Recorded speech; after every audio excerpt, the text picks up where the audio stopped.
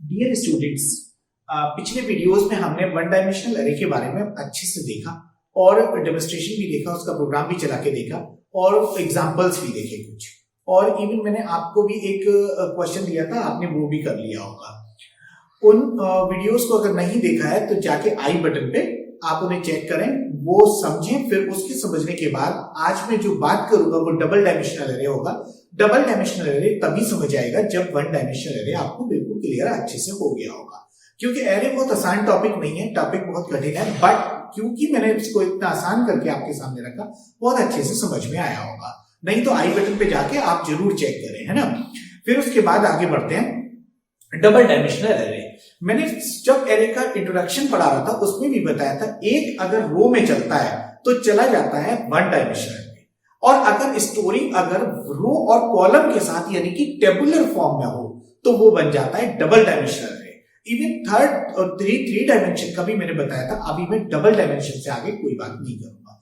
हालांकि double dimensional आप चलते रहेंगे, डबल डायमेंशनल आता रहेगा और 3, 4, 5 सारे डायमेंशन ऑटोमेटिक समझ में आते रहेंगे। क्यों? क्योंकि मैं ये बताता रहूंगा क्या बढ़ता है 1 से 2 में और 2 से 3 में। ठीक है, तो देखो वन डायमेंशन में जैसे एक एग्जांपल लेते हैं, पिछले वाले एरे में एग्जांपल लिया, store the roll numbers of 5 students या store the marks of 5 subjects in 5 subjects for a single student.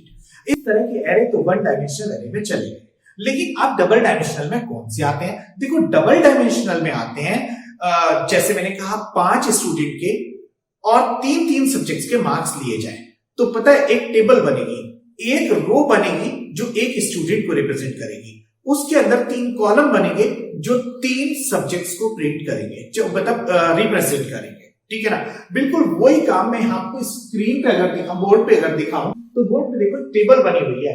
Table में हमेशा रो और कॉलम का कॉम्बिनेशन होता है। देखो रो 1, रो 2, रो 3, रो 4, रो 5, 5 रो बनाई है मैंने, और कितने 1, 2, 3 कॉलम्स बनाए। इसका मतलब 3 कॉलम और 5 रो, इन दोनों का अगर शेल्स देखे जाए तो कितने, एक सेल होता है intersection of row and column, यानी कि ये पार्ट एक रो और एक कॉलम का इंटरसेक्शन, यानी कि क्या बना, सेल। तो ये कितने सेल बनेंगे, रो और कॉलम की मल्टीप्लाई की जाती है, वो हमारे नंबर ऑफ सेल्स होते हैं, और हर सेल एक आइटम को रिप्रेजेंट करता है। बस यही डबल डायमेंशनल एरे होता है, क्योंकि वन डायमेंशन, देखो एक डायमेंशन तो गया इस तरह से और एक डायमेंशन गया इस तरह से, मतलब एक्स और वाई 2 डायमेंशन हो गए।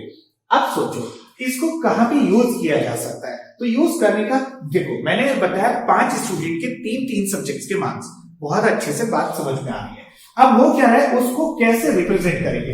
देखो एक्चुअली क्या है कि एरे ये भी है, एरे वो भी था, एरे को भी, उसको भी डिक्लेयर किया जाता है, इसको भी डिक्लेयर किया जाता है। तो हम एक टॉपिक लेके चल रहे हैं इसमें, वह पहले की तरह, यानी कि पहले बात करते हैं डिक्लेरेशन की। तो कोई भी एरे कैसे डिक्लेयर किया जाएगा डबल डायमेंशनल, उसके लिए सबसे पहले लेते हैं डेटा टाइप, और डेटा टाइप वही कीवर्ड जो प्राइमरी यानी कि प्रिमिटिव डेटा टाइप, और दूसरा एरे नेम जो एक यूजर डिफाइंड आइडेंटिफायर होगा। मार्क्स अगर स्टोर करोगे तो एम लिख सकते हो, मार्क्स लिख सकते हो, कुछ भी लिख सकते हो। अगर बच्चों की परसेंटेज स्टोर करनी है तो पीआर परसेंटेज या पी लिख सकते हो। डन। उसके बाद अब देखो वन डायमेंशन और 2 डायमेंशन में जो फर्क आ रहा है वो मैं समझा दूं। एक तो ये वहां पे सिर्फ साइज हुआ करता था, यहाँ पे 2 ब्रैकेट्स लगे हैं, यानी कि 2 सेट्स ऑफ स्क्वायर ब्रैकेट्स। पहले स्क्वायर ब्रैकेट में लिखा जाता है नंबर ऑफ रोज और दूसरे स्क्वायर ब्रैकेट में लिखा जाता है नंबर ऑफ कॉलम्स। मेरी बात समझ में आ रही होगी। अब रो और कॉलम लेके अगर ये डायमेंशन 3 हो जाता तो ये सेट 3 हो जाते, और डायमेंशन अगर 4 हो जाता यही सेट 4 हो जाते। बस ऐसे मैं आपको समझाता चलूंगा कि ज्यादा डायमेंशन कैसे बनाई जाती है। ठीक है, अब बात करते हैं कि अभी मैंने जो बार-बार एग्जांपल दे रहा हूं, marks of 5 students in 3 subjects. तो देखो marks of 5 students in 3 subject, यानी कि 5 रोज बननी चाहिए और 3 कॉलम्स बनने चाहिए हर रो के लिए। तो देखो ये मैंने किस तरह से स्टोर करना है। सपोज करो मार्क्स की जब बात करते हो तो मार्क्स काय में आएंगे, फ्लोटिंग पॉइंट में। किसी के मार्क्स 92.5 हो सकते हैं, परसेंटेज जैसे हो सकती है, यानी कि मार्क्स को मैं फ्लोटिंग पॉइंट में लेता हूं, तो फ्लोट में। और दूसरा फिर लिखा मार्क्स, यानी कि यूजर डिफाइंड आइडेंटिफायर, जो चाहो वो नाम यहाँ पे तुम लिख सकते हो। देखो मार्क्स, और मार्क्स के बाद में यहाँ पे जो रो नंबर ऑफ रोज, मैंने रो रिप्रेजेंट कर रही क्या, किसको, स्टूडेंट्स को, स्टूडेंट हो गए यहाँ पे 5 यानी कि 5 रोज, और सब्जेक्ट रिप्रेजेंट कर रहे थे किसको, सब्जेक्ट कॉलम्स को, तो कॉलम्स में आ गए हमारे 3। तो इस तरह से हम एक एरे को डिक्लेयर करेंगे जो डबल डायमेंशनल होगा। ऐसे कितने भी आप कर सकते हो। क्वेश्चन अराइज होता है जब ये डिक्लेरेशन हो गई तो फिर इनकी मेमोरी भी अलोकेट होनी चाहिए। देखो मेमोरी कैसे अलोकेट होती है, मैं इसको यहां से इन्हीं को चेंज करके यहीं पे समझाता हूं मेमोरी कैसे लोकेट होती है। ये मेरी जो टेबल बनी हुई है यही मेमोरी एलोकेशन को रिप्रेजेंट करेगी।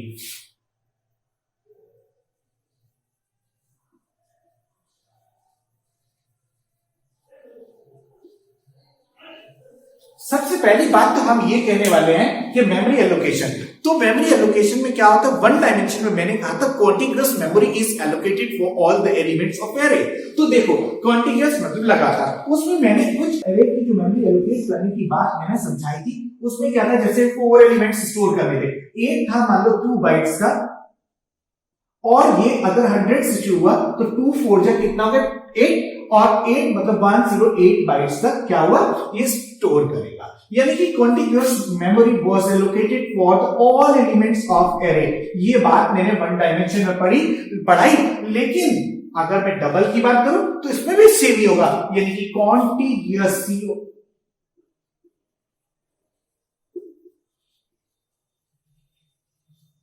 कॉन्टिग्युअस मेमोरी यहां भी एलोकेट होती है। तो बात आएगी ये कितने बॉक्सेस हैं, 1 2 3 5 15 बॉक्सेस, और एक बॉक्स कितना साइज लेगा, देखो float will take the 4 bytes memory, यानी कि 4 बाइट्स और 4 बाइट, और ये 15 इंटू 4 यानी कि 60, और 60 बाइट्स इसको चाहिए कॉन्टिग्युअसली। अगर ये 100 से शुरू होता है तो 160 तक पूरा का पूरा स्टोर करेगा। अब क्वेश्चन आता है कि ये जब स्टोर करता है एलिमेंट्स को, पहला एलिमेंट ये 2 3 4 5 6 रो ऐसे करके करता है, या 1 2 3 4 5 फिर ऐसे करके कॉलम। अब इसके लिए मैं एक अलग से वीडियो आपको दूंगा जिसमें रो मेजर और कॉलम मेजर फॉर्म्स होंगे, ठीक है ना। तो अभी मैं उनकी बात बिल्कुल भी नहीं करने जा रहा हूं। अब मैं बात कर रहा हूं कि जब ये स्टोर हो रहे हैं, मान लो रो मेजर हो रहे हैं, ठीक है, तो ये जो एलिमेंट यहां से यहां तक ऐसे करके स्टोर होगा, तो पहले का अगर स्टार्टिंग एड्रेस 100 है तो लास्ट का एंडिंग एड्रेस 160 होगा। ये मैंने आपको बताया मेमोरी कैसे एलोकेट होती है एक एरे के लिए डबल डायमेंशन में, ठीक है। इसके बाद इसको मैं यहीं पे वीडियो को एंड करता हूं। अगली वीडियो में मैं आपको इंडेक्सिंग यानी कि सबस्क्रिप्टिंग और इसके अंदर एलिमेंट्स कैसे स्टोर होते हैं वो सिखाऊंगा, जिसे इनिशियलाइजेशन कहते हैं, ठीक है। फिर आएगा इनपुटिंग एंड आउटपुटिंग।